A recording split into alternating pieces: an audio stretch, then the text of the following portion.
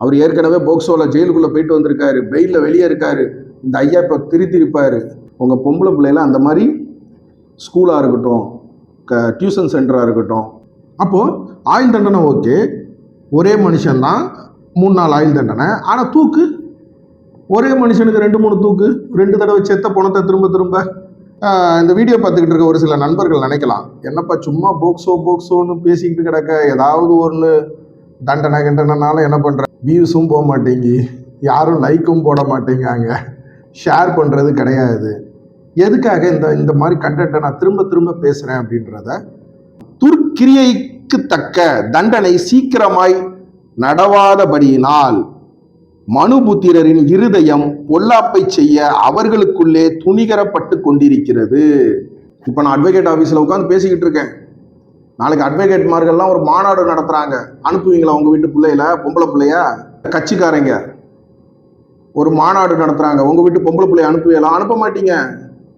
ஆனால் கிறிஸ்தவம், ஹிந்து மதம், முஸ்லீம் மதம் அதில் கடவுள், இவர் கடவுளுக்காக சேவை செய்கிற பூசாரி, இவர் இயேசு கிறிஸ்துவுக்காக சேவை செய்கிற பாஸ்டரு, இவர் முஸ்லீம் மதத்தில் மந்திரம் ஓதுற ஐயா, அவங்கள நம்பி என்ன பண்ணுவோம்? நம்ம வீட்டு பொம்பளை பிள்ளையில சண்டே கிளாஸு, விபிஎஸ் அனுப்புவோம். மதங்கள் சார்ந்த விஷயத்துக்கு தான் நம்ம முழுசாக ஒருத்தரை நம்புகிறோம். அந்த மாதிரி சபைகளை விட்டு என்ன பண்ணுங்க, அவங்க மாற மாட்டாங்க. அதுக்கு தான் நான் திரும்ப திரும்ப திரும்ப திரும்ப பெற்றோர்களுக்கு என்ன பண்ணிக்கிட்டு இருக்கேன்,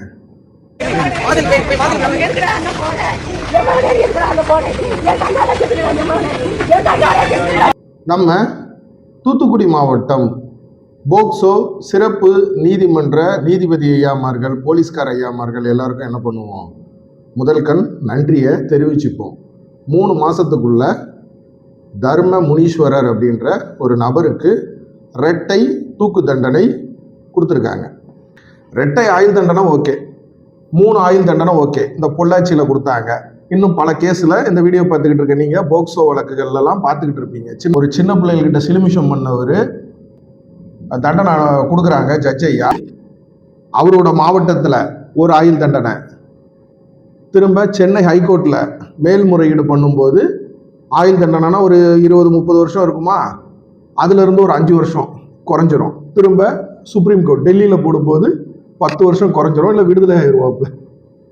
அதே நேரத்தில் நம்ம மாவட்டத்தில் உள்ள நீதிமன்றங்களில் இரட்டை ஆயுள் தண்டனை, 3 ஆயுள் தண்டனை கொடுக்கும்போது ஒரே மனுஷன்தான் வாழ்நாள் முழுசும் ஜெயிலில் கிடக்கணும்.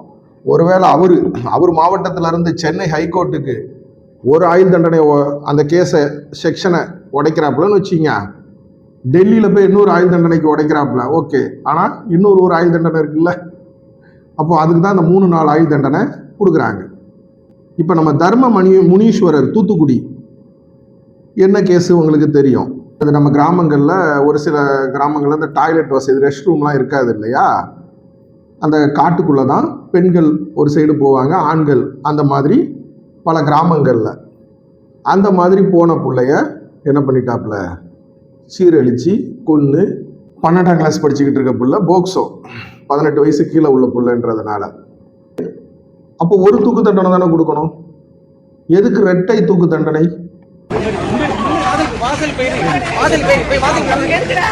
இந்த தர்ம முனீஸ்வரர் ஏற்கனவே இதே மாதிரி ஒரு கொலை பண்ணியிருக்காப்ல. ஏற்கனவே பண்ணப்பட்ட கொலை, அந்த கொலைக்காக அந்த கொலையில பெயில் எடுத்து வெளியே வந்து, பெயிலில் வெளியே வந்த கேப்பில் என்ன பண்ணியிருக்காப்புல, அடுத்த கொலை, அடுத்து ஒரு சின்ன பிள்ளைய சீரழிச்சு கொலை பண்ணியிருக்காப்புல. அப்போ இரட்டை தூக்கு தண்டனை அப்படின்னா, ஏற்கனவே பண்ண கொலைக்கு 1, இப்போ பண்ண கொலைக்கு 1. நம்மளுக்கு தெரிஞ்சு 2, தெரியாமல் எத்தனையோ தெரியாது. இதிலிருந்து நம்ம என்ன தெரிஞ்சுக்கணும், ஒரு குற்றவாளி, ஒரு இந்த பெண்கள் விஷயம், அது மிக மிக குறிப்பாக போக்சோ, இந்த சின்ன பிள்ளைகள்கிட்ட போனவங்க வெளியே வந்தாலும் திருந்த மாட்டான். இந்த பெண் ஆசையில் உள்ளவங்க இருப்பாங்க பாருங்க, அந்த மைண்டு, அந்த கொஞ்ச நேரம், அந்த 2 நிமிஷத்துக்காக எந்த லெவலுக்கு வேணா இறங்குவாங்க.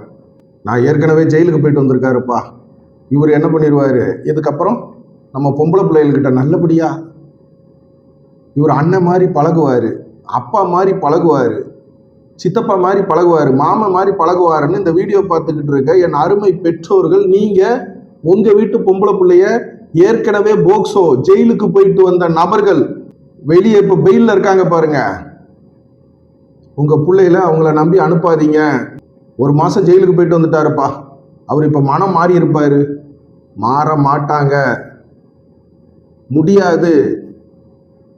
ஒருத்தனுக்கு பசி எடுக்குதுங்க, சாப்பாட்டுக்காக பிக் பாக்கெட் அடிக்கிறாப்புல, நீங்கள் அவனுக்கு என்னதான் நீங்கள் சாப்பாடு வாங்கி கொடுத்தாலும் வயிறார சோர்த்தை சாப்பிட்டுக்கிட்டு அப்போ இதுக்கப்புறம் திருடப்படாது சரியா அப்படின்னு நீங்கள் அட்வைஸ் கொடுத்து அமிச்சாலும் திரும்ப அவனுக்கு பசி எடுக்கும்போது என்ன பண்ணுவான்னா களவாடுவான்.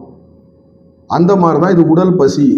ஃபஸ்ட்டு டைம் போகிறாங்க பார்த்தீங்களா சின்ன பிள்ளைகள்கிட்ட, அந்த போக்சோ சின்ன பிள்ளைகள்கிட்ட போருமே, ஐயோ எப்படி இது அருவருப்பாக இருக்குமே, நம்மளை ஒருவேளை நம்ம மாட்டிக்கிட்டோம், அந்த பிள்ளை போய் அவங்க அம்மா அப்பா கிட்ட சொல்லிடுச்சு என்ன ஆகும், அக்கம் பக்கத்து வீட்டுக்காரங்க நம்மளை என்ன நினைப்பாங்க, நம்ம சமுதாயம் என்ன நினைக்கும், இதை பற்றியெல்லாம் அவங்களுக்கு மைண்டில் ஓடும்.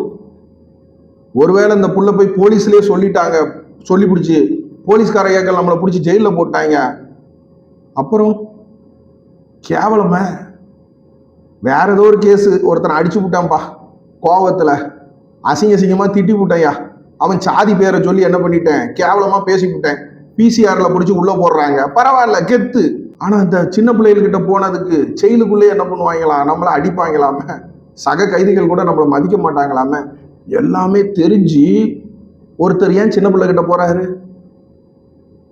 அந்த அவங்களோட மைண்டு அந்த 2 நிமிஷத்துக்காக என்ன வேணா பண்ற அளவுக்கு என்ன ஆயிரும். அப்ப அந்த மாதிரி நபர்கள் இப்போ தூத்துக்குடியில தர்ம முனீஸ்வரர் மாதிரி வெயில்ல இந்த வீடியோ பார்த்துக்கிட்டு இருக்க உங்க வீட்டு பக்கத்துல யாராவது இருந்தாங்கனாலும் மிக மிக என்ன பண்ணணும், கேர்ஃபுல்லா, இவர் ஜெயிலுக்கு போயிட்டு வந்துட்டார், இதுக்கப்புறம் மாறி இருப்பார், நம்ம பிள்ளைகளை வந்து சகஜமாக அனுப்புவோம், அனுப்பாதீங்க. அந்த மாதிரி நபர்கள் கிறிஸ்தவத்தில் சர்ச்சு வச்சுருக்காங்க, ஒருவேளை ஒரு பாஸ்டரு, அவர் ஏற்கனவே போக்சோவில் ஜெயிலுக்குள்ளே போயிட்டு வந்திருக்காரு, பெயிலில் வெளியே இருக்காரு, இந்த ஐயா இப்போ திருத்திருப்பார், அனுப்பாதீங்க. பூசாரி ஐயா அனுப்பாதீங்க. மதங்கள் சார்ந்த விஷயத்துக்கு தான் நம்ம முழுசாக ஒருத்தரை நம்புகிறோம், அதில் கடவுள், இவர் கடவுளுக்காக சேவை செய்கிற ஒரு பூசாரி, இவர் இயேசு கிறிஸ்துவுக்காக சேவை செய்கிற பாஸ்டரு, இவர் முஸ்லீம் மதத்தில் மந்திரம் ஓதுற ஐயா, அவங்கள நம்பி என்ன பண்ணுவோம், நம்ம வீட்டு பொம்பளை பிள்ளையில சண்டே கிளாஸு விபிஎஸ் அனுப்புவோம், சர்ச்சில் வேண்டாம். அந்த மாதிரி சபைகளை விட்டு என்ன பண்ணுங்க, அவங்க மாற மாட்டாங்க.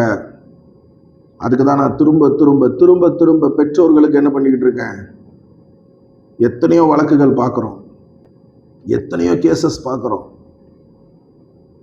மாற மாட்டாங்க.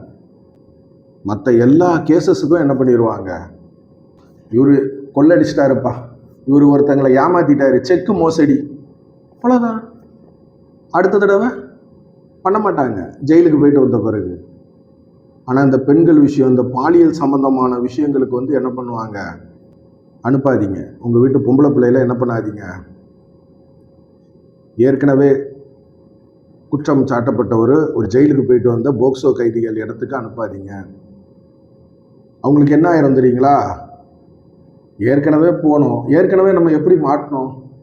இப்போ சமீபத்தில் கூட ஒருத்தர், உங்கள் எல்லாருக்கும் தெரியும், யூடியூப்லலாம் பிரபலமான மத போதகர், அவர் எப்படி போக்சோவில் மாட்டினாருன்னு நினைக்கிறீங்க, அந்த பாடல் ஊழியக்காரர்.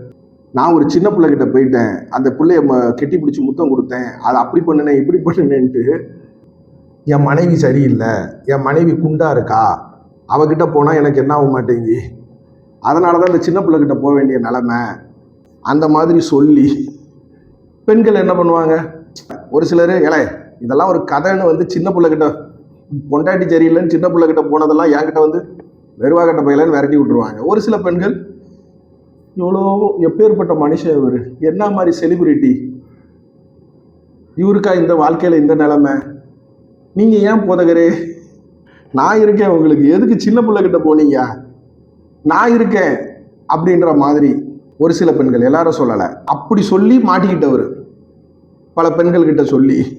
இப்போ வெளியே வந்த பிறகு என்ன, ஏற்கனவே நம்ம என்ன பண்ணி மாட்டிக்கிட்டோம், நம்ம வாயால தான் நம்ம மாட்டிக்கிட்டோம், இனிமே என்ன பண்ணணும், நம்ம சபைக்கு வரக்கூடிய, நம்ம திருச்சபைக்கு வரக்கூடிய சின்ன பிள்ளைகள் மேலே கை வச்சாலும், நம்ம கோயிலுக்கு, இந்து மத கோயிலுக்கு வரக்கூடிய பிள்ளைகள் மேலே கை வச்சாலும், நம்ம மசூதிக்கு வரக்கூடிய பிள்ளைகள் மேலே கை வச்சாலும், நம்ம ஸ்கூலில் நான் வாத்தியாராக இருக்கேன் அவங்க பிள்ளைகள் மேலே கை வச்சாலும், நான் டியூஷன் சென்டர் எடுத்துக்கிட்டு இருக்கேன் அங்கே உள்ள பிள்ளைகள் மேலே கை வச்சாலும் வெளியே இனிமேல் சொல்லக்கூடாது. அப்போது ஏற்கனவே பண்ண தப்பு, அந்த தப்புல நம்ம எப்படி மாட்டிக்கிட்டோம், இப்போ எப்படி மாட்டாமல் அந்த தப்பை செய்கிறது, இப்படி தான் அவங்க மைண்ட் இருக்கும். அதனால் நம்பி என்ன பண்ணாதீங்க, உங்கள் பொம்பளை பிள்ளைல அந்த மாதிரி ஸ்கூலாக இருக்கட்டும், டியூஷன் சென்டராக இருக்கட்டும்,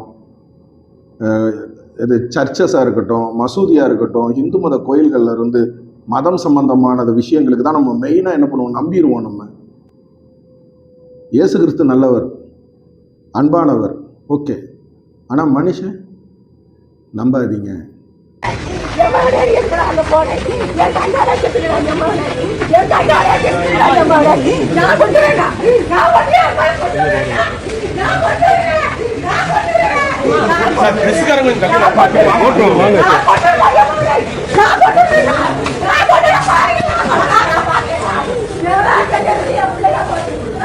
அந்த அம்மா பாவம், தூத்துக்குடி மாவட்டத்தில் கஷ்டப்பட்ட அம்மா போல இருக்கு.